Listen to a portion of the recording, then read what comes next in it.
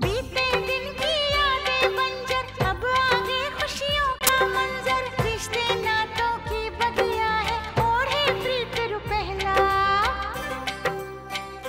अंगना प्यार दुलार भरा, बनूंगी दुल्हन सगुन करा। सावन सावन हरा हरा, फिर भी मन है डरा डरा। तेरी चाहत के पंख लगे पाँव में, पलकों की छाँव में हो, पलकों की छाँव में। बाबूजी, अगर आप जा ही रहे हैं तो एक को नहीं दोनों को ढूंढ कर ले आइए। दोनों को मतलब कहना क्या चाहती हो तुम? यही बाबूजी कि इस वक्त सिर्फ कार्तिक ही नहीं बल्कि सुमन भी घर पर नहीं है, दोनों गायब है। उसे जो करना था उसने तो कर दिया, लेकिन अब जो होगा वो मैं करूंगा। मैं उसे ऐसी सजा दूंगा कि उसने सपने में भी नहीं सोचा होगा,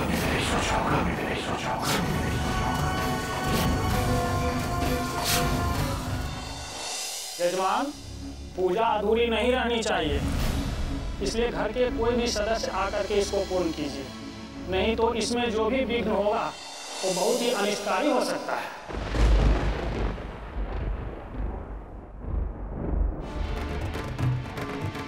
विघ्न तो पड़ चुका है पंडित जी, और जो अनिष्ट होना था वो भी हो चुका है। अब ये पूजा पूरी हो ना हो कोई अंतर नहीं पड़ने वाला।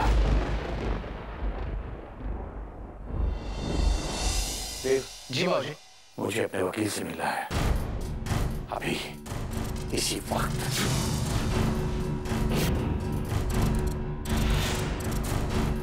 वकील?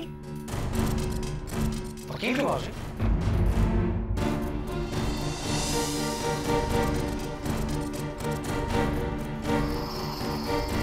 बाबूजी,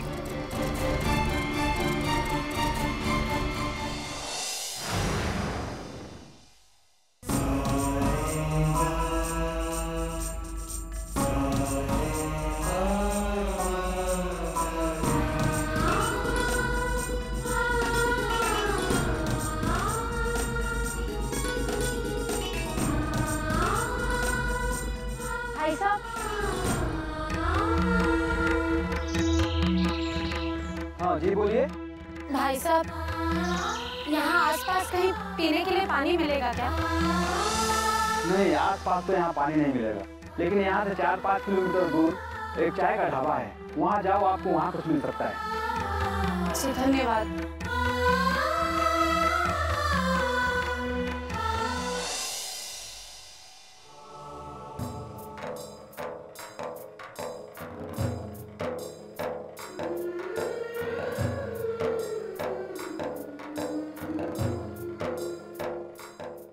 हे भगवान, हमें बहुत प्यास लगी और थक भी गए,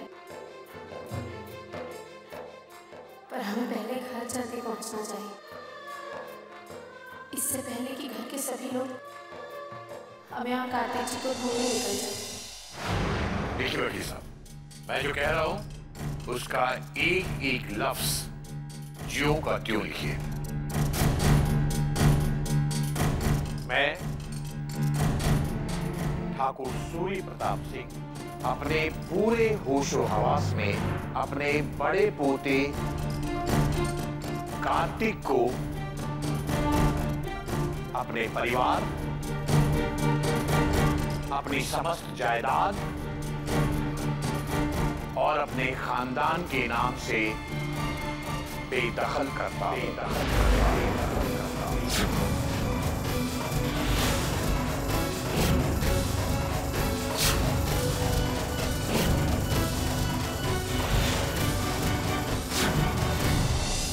आप क्या कह रहे हैं? इतना कठोर निर्णय? और मैं उसे अपने नाम के पीछे हमारा खानदानी नाम लगाने का हक भी छीनता हूं।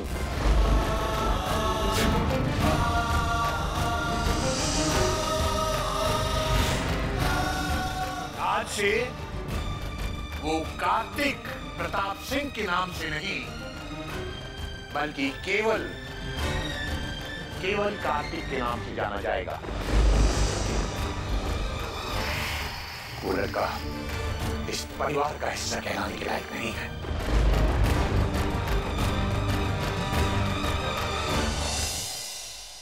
अपने सीने पे पत्थर रख बहू। आज तुम अपना दूसरा बेटा भी खोने जा रही हो।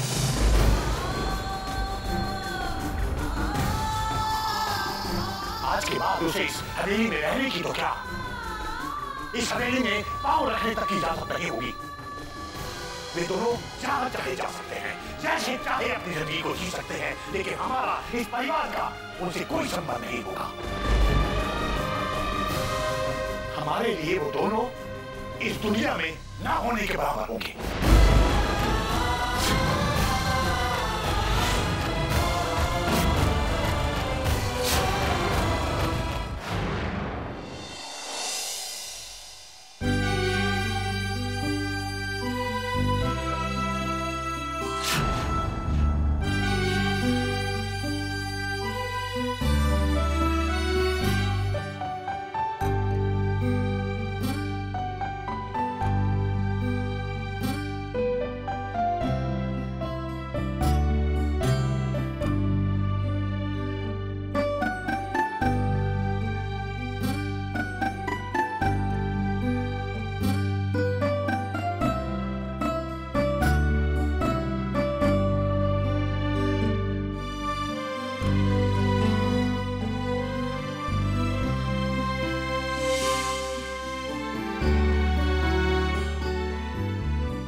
भाई साहब, ये ओंकारेश्वर जाने के लिए जो बस मिलती है वो इसी बस स्टॉप से मिलती है ना?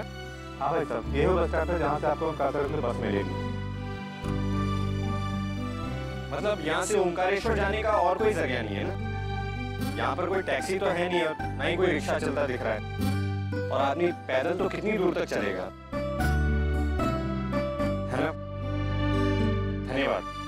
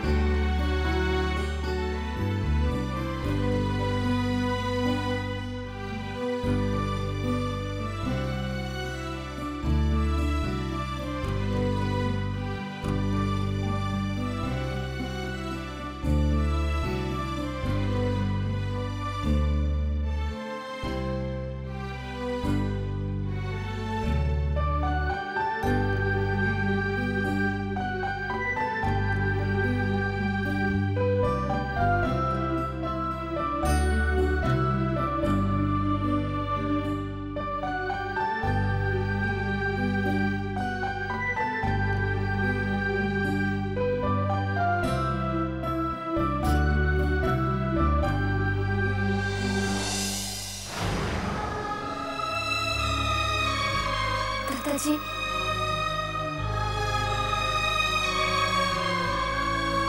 मैं आपके आगे हाथ जोड़ती हूँ। कार्तिक भैया और सुमन को इतनी बड़ी सजा मत दीजिए।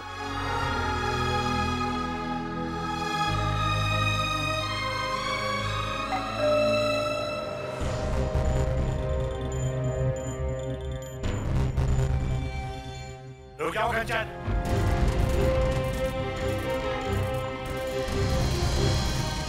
कोई उन दोनों को लेने बाहर नहीं जाएगा। बहू, तुम जाकर कहो उससे कि इस घर की चौखट के बाहर ही पांव रखे। दहलीज को लांघने की इजाजत नहीं है उसे। वो जहां से आए हैं वहीं वापस जा सकते हैं। इस घर में उन दोनों के लिए कोई जगह नहीं है। आप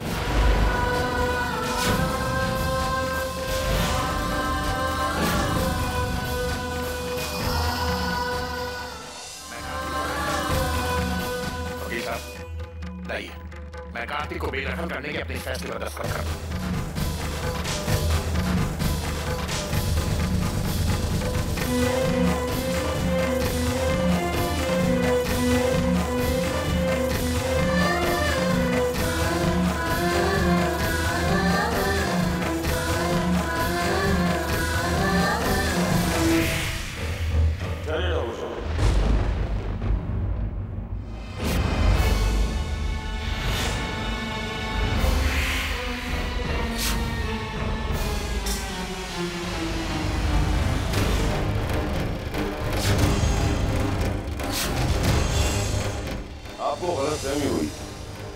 बहुत बड़ी गलत है।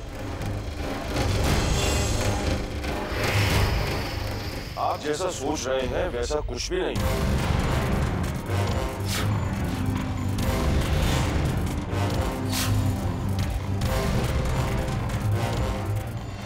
सामू साहब, जिन बच्चों पर आपको गर्व होना चाहिए था,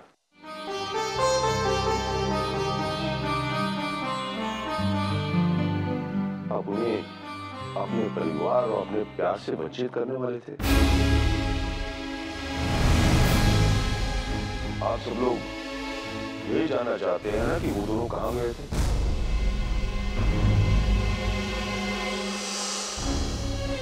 हम बताते हैं। वो हमारे घर आए थे।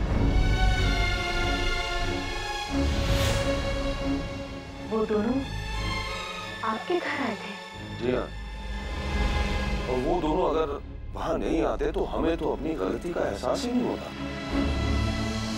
और इस बात का भी एहसास नहीं होता कि हमने समाज और लोगों की बातों में आकर ये रिश्ता तोड़कर ठीक नहीं किया। अपनी नासमझी की वजह से हमने एक मासूम का दिल तोड़ा है। और ये बात तो हमें तब समझ में आई जब सुमन और कार्तिक ने आकर हमें पूरी बात बताई।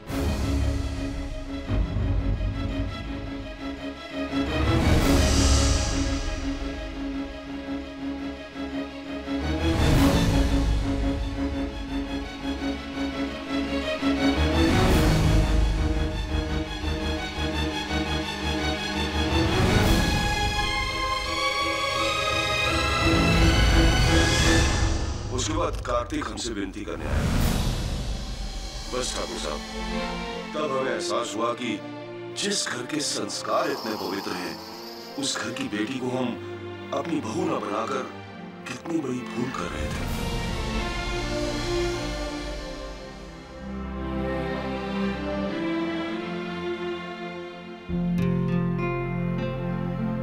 हमें माफ कर दो बेटी। लोगों की बातों में आकर कुछ समय के लिए हम अपना विवेक भूल गए थे। लेकिन बेटी, तुम बहुत भाग्यशाली हो जो तुम्हें कार्तिक जैसा भाई मिला है और सुमन जैसी सहेली मिली।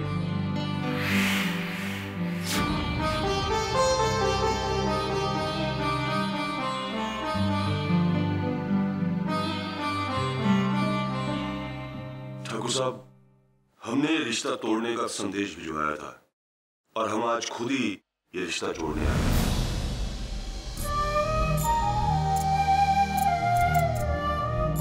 बाबूजी, मैं मानती हूँ कि अभी जो कुछ हो रहा है बहुत अच्छा हो रहा है,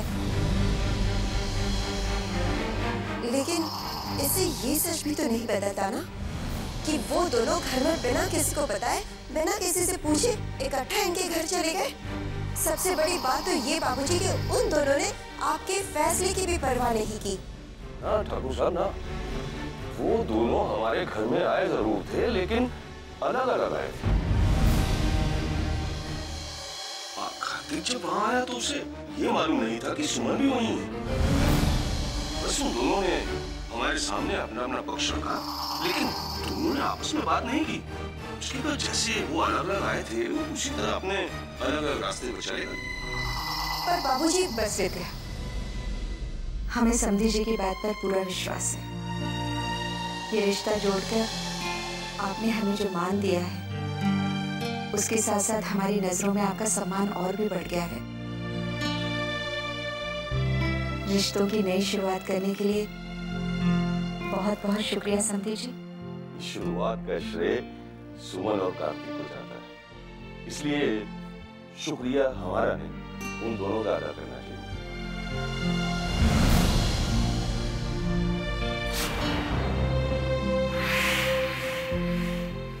हमें आज्ञा दीजिए।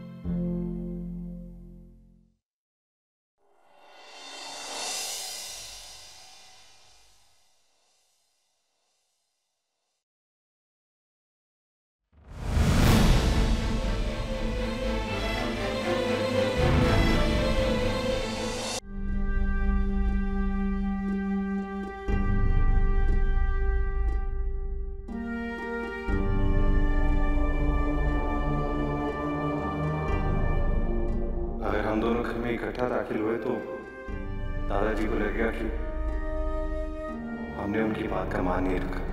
जिस बात से दादाजी का मान टूटे वो हम नहीं करेंगे।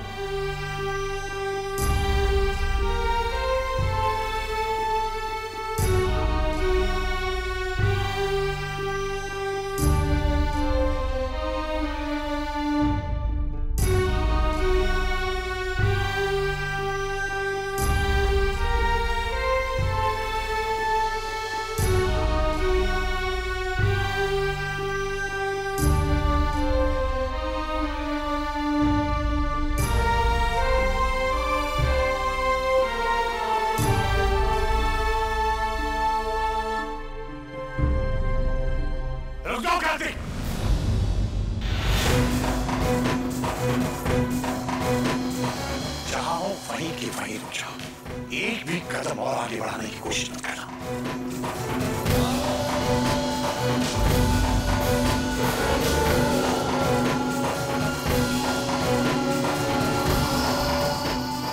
दादाजी मैं माफी चाहता हूँ। मैं किसी को बिना बताए घर से बाहर चला गया।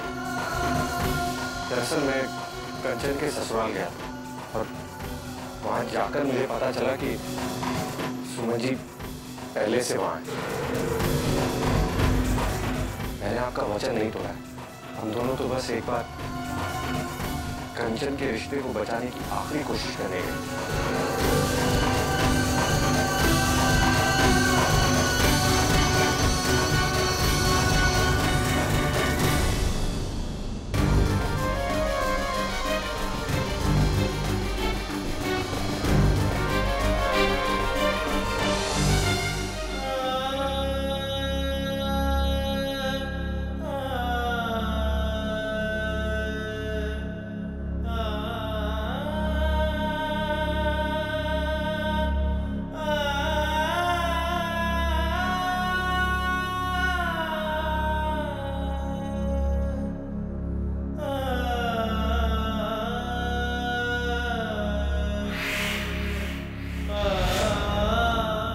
गलती तुमसे हुई है,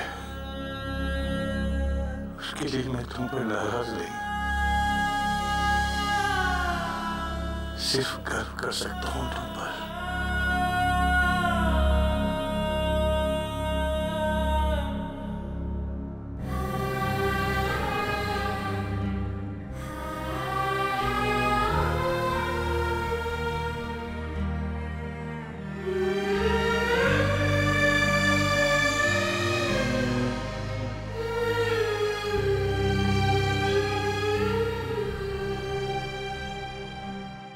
मुझसे बहुत बड़ी गलती हुई है बेटा, हो सके तो मुझे माफ कर दे। नहीं दादाजी, आप मुझसे माफी क्यों मांग रहे हैं? आप मुझसे माफी मांगकर मुझे आपका भागीदार क्यों बना रहे?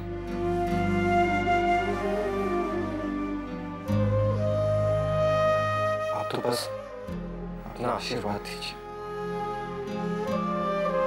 देख लो, वहां आशीर्वाद दिए जा रहे हैं। अपनी बर्बादी के आसार देख लो।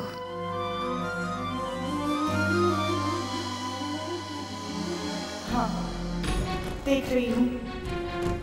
रिश्तों में अचानक कुछ ज्यादा ही मिठास घुलती नजर आ रही है। इससे पहले कि ये मिठास मेरी जिंदगी में जहर घोल दे, मुझे कुछ करना ही होगा। कुछ ऐसा जिससे ये मिठास एक झटके में ही हवा में उड़ जाए।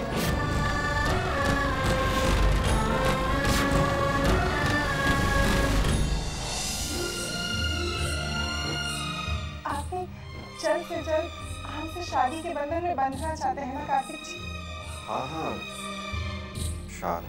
शादी तो करनी है।